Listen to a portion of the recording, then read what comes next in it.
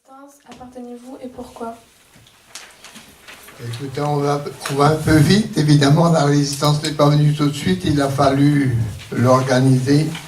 Et malgré l'appel du général de Gaulle de Londres, qui appelait à le rejoindre et qui n'avait peut-être pas, lui, général, vu la possibilité pour la population civile d'organiser une résistance. Et moi, j'ai retrouvé en 1943 la résistance communiste, qui avait mis du temps aussi pour arriver à s'organiser, parce que le Parti communiste avait été interdit dès avant 1939, et ces militants qui avaient fait la guerre comme les autres avaient été nombreux à être prisonniers, être absents, et ça posait pour eux de grandes difficultés.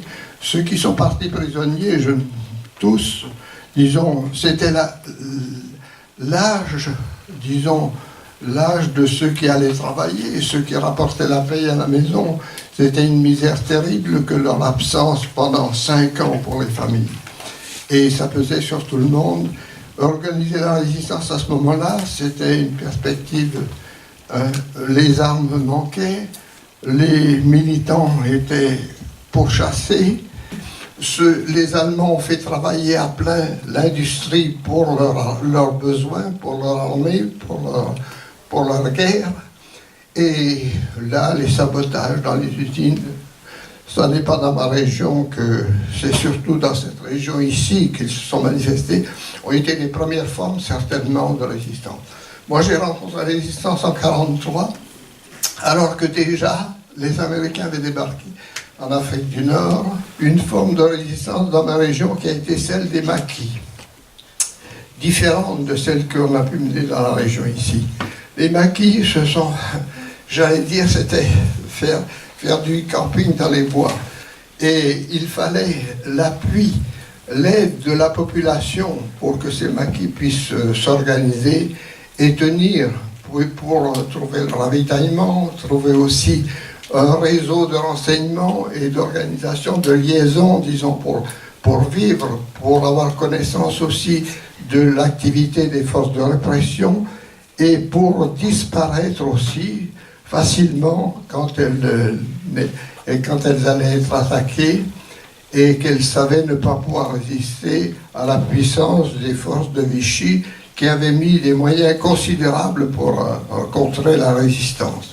Le premier maquis qui s'est formé, que j'ai connu, donc la région de la Souterraine, son activité principale, il était ravitaillé par les paysans, son activité principale, c'était de faire dérailler les trains sur l'importante ligne de chemin de fer Paris-Toulouse, près de la Souterraine, toutes les semaines, moins, les trains de marchandises, exclusivement, évidemment, qui pour l'essentiel d'ailleurs, acheminaient tout ce que les Allemands pillaient en France vers le nord, vers l'Allemagne. Eh bien, ces trains déraillaient, où ça n'était pas seulement la géographie, le relief qui expliquait ça, mais c'était surtout le fait qu'il y avait beaucoup de petites propriétés, de petits paysans qui étaient hostiles aussi à l'occupation, qui étaient acquis en somme à la résistance, et dont les enfants souvent rejoignaient les rangs des maquis. Bon, moi, je n'étais pas maquis.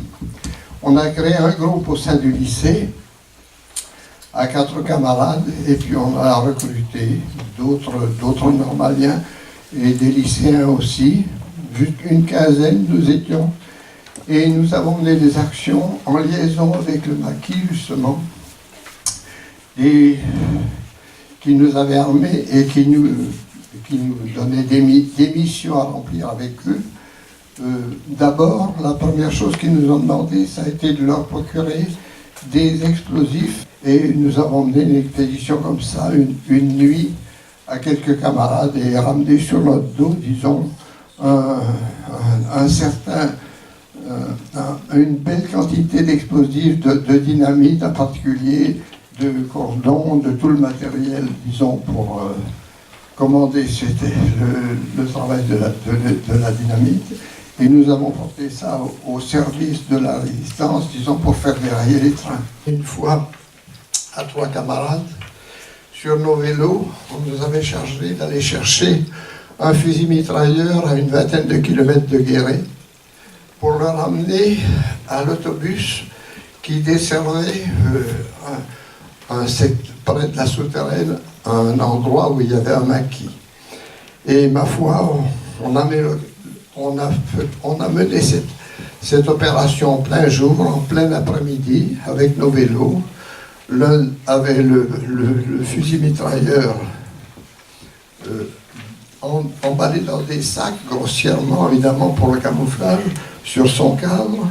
Un autre, le canon de rechange et les chargeurs dans des sacs. Et j'avais sur mon porte-bagages la caisse de munitions, très lourde, emballée aussi. Et puis on a défilé comme ça dans Guéret jusqu'au dépôt des autobus, à la barbe des Allemands. On a eu cette chance-là, et le chauffeur qui était acquis à la résistance attendait notre chargement, l'a mis sur l'impériale et est allé le déposer un peu plus loin, où les maquisards l'attendaient, évidemment. Une opération encore comme ça que nous avons menée avec beaucoup de chance, il faut le dire, puisque on avait à peine déposé le chargement qu'on a croisé en revenant vers le lycée un détachement d'Allemands qui venait de faire une perquisition un peu plus loin.